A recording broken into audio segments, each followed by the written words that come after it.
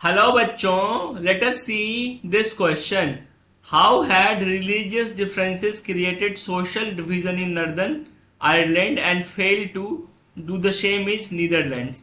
तो कैसे religious differences ने नॉर्दर्न आयरलैंड में सोशल डिफरेंस क्रिएट किया और नीदरलैंड्स में नहीं कर पाया? एक्सप्लेन.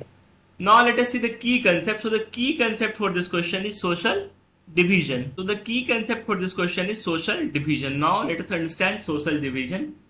सोशल डिवीजन क्या होता है? जब एक सोसाइटी के डिफरेंसेस जो है बहुत ज्यादा हो जाते हैं. अब सपोज करिए एक सोसाइटी में बहुत सारे लोग रहते हैं, अलग अलग रिलीजन के, अलग अलग एथनिसिटी के लोग रहते हैं और उनके कस्टम्स भी अलग अलग हैं. तो ये एक डिफ्रेंसिएशन है. जब ये डिफ्रेंसिएशन बहुत ज्यादा बढ़ जाता है तब ये एक दूसरे पे ओवरलैप करने लगता है और लोगों को लगता है कि हमारा रिलीजन, हमारा कस्टम, हमारा कल्चर ज्यादा सुपीरियर है इनके कल्चर से. तो इसकी वजह से एक डिफरेंस क्रिएट होता है जिसको बोलते हैं social division. Now let us see the examples of northern island and Netherlands. Religious different created social division in northern islands. तो नॉर्दर्न आयरलैंड में क्या हुआ? रिलीजियस डिफरेंसेस की वजह से वहां पे सोशल डिवीजन क्रिएट हो गया. वहां पे क्या था नॉर्दर्न, लेकिन नीदरलैंड में ऐसा नहीं हो पाया and fail to do same in Netherlands because in Northern Ireland population is divided into two major sects of Christianity. 53% are Protestant and 44% are Catholics. Here Catholics are poor and discriminated. तो क्या होता था? Northern island की जो population थी वो to major groups में, to major sects में डिवाइडेड थी. पहला जो उसके दो ग्रुप्स थे, 53% जो पॉपुलेशन थी वो प्रोटेस्टेंट्स थी, एक उनका पार्ट होता है, और दूसरा जो था 44% वो कैथोलिक क्रिश्चियंस थे.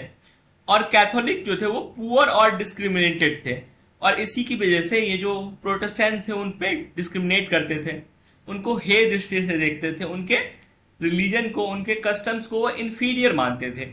और इसी की वजह से नॉर्दर्न आयरलैंड में जो है डिस्क्रिमिनेशन बहुत ज्यादा हो गया, सोशल डिवीजन हो गया और इसी की वजह से नॉर्दर्न आयरलैंड में ये जो डिस्क्रिमिनेशन है बहुत ज्यादा विविडली आगे बढ़ गया और बाद में उसको डिवाइड ही करना पड़ा. But on the other hand in Netherlands Catholics and Protestants are about equally likely to be poor or rich, so they coexist and do not create division.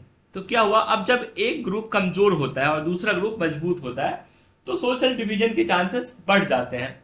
लेकिन नीदरलैंड्स में जो दो ग्रुप्स थे, Catholics and Protestants, वो उनकी population भी equal थी, वो रिच भी थे, पुअर भी थे. बेसिकली उनमें ज्यादा डिफरेंसेस नहीं थे. सम प्रोटेस्टेंट्स वे रिच एज वेल एज सम कैथोलिक्स वे रिच.